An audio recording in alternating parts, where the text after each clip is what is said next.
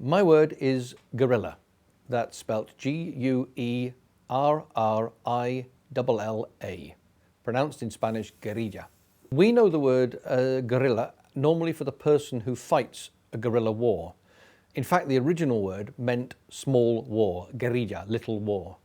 But mostly it's now used of the person who fights the war, the irregular soldier, normally fighting in small groups, normally in the jungle or the mountains or the countryside, and normally against an occupying army, an invading army.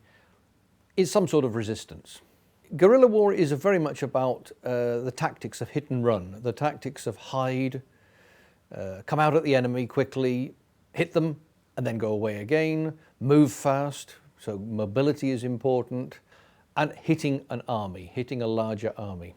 The term guerrilla, or guerrilla, arose in the Napoleonic Wars when Napoleon's invasion of Spain in 1808 was resisted by the Spanish. And since the army was defeated, the ones who resisted were the ordinary Spanish people who formed militias, who formed guerrilla bands to resist the French army.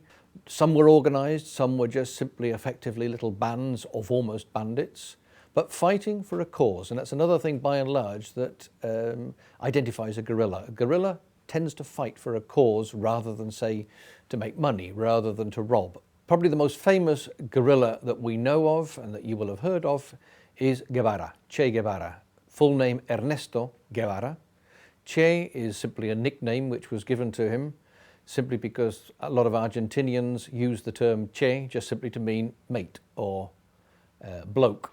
And so his full name, Ernesto Guevara, actually became in the end Che Guevara. He was an Argentinian who basically wandered throughout Latin America twice, made 2 journeys throughout Latin America in the early to mid 1950s, ended up in Mexico in 1956, where he met and joined up with a group of Cuban rebels led by Fidel Castro, who then invaded Cuba to fight against the dictator, Batista, fighting a guerrilla war for 2 years in the east of Cuba.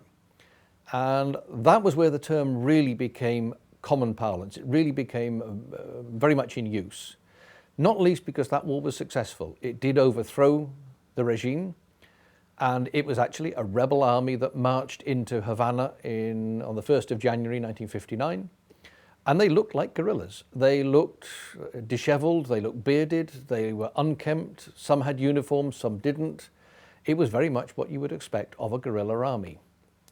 And what happened thereafter was that Che Guevara had a couple of government posts, but really went on to become famous by organizing guerrilla groups in various parts of Latin America to fight military dictatorships, to fight even democratic governments, and fundamentally always having as his ultimate target the United States, trying to fight United States influence in Latin America.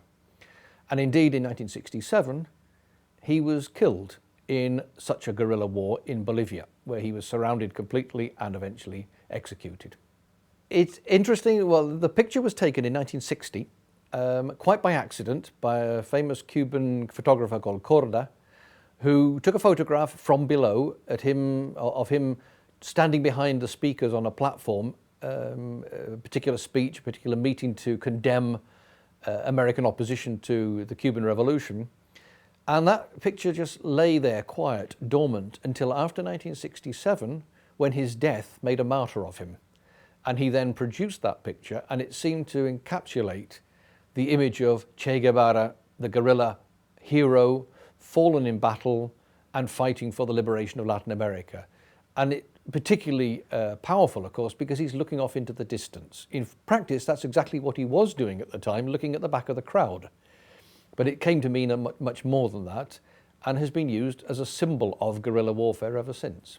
One of the most famous things he did in the end was he wrote up his experiences in Cuba.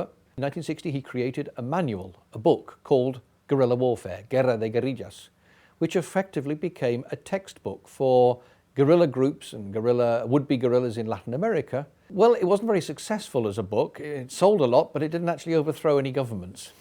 Have you read it? I have indeed read it, yes. One of the problems with the book is that it's very much based on what happened in Cuba.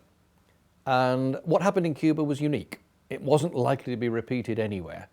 And so, where it's a good picture of how the Cuban rebels succeeded, how guerrilla warfare did succeed in Cuba in beating a very large standing army. In practice, it was actually not applicable to most other countries, not least because the armies were waiting for them. The armies knew what to expect.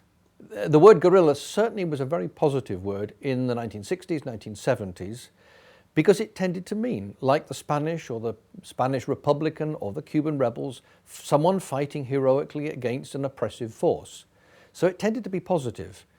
Of course, very quickly, the word terrorist began to develop, because one person's guerrilla is another person's terrorist. Terrorist generally is a person who wants to strike terror, normally by fighting indiscriminately against civilian populations as well, to strike terror into the population.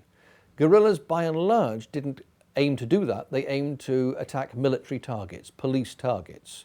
So you didn't have the same approach to indiscriminate warfare. What has happened, I think, now more than ever is if there is a group of guerrillas fighting, for example, for some popular cause, the people they're fighting against will describe them as terrorists, because effectively it's the negative connotation. It puts them in the same category as Al-Qaeda, as other terrorist groups that we might know about.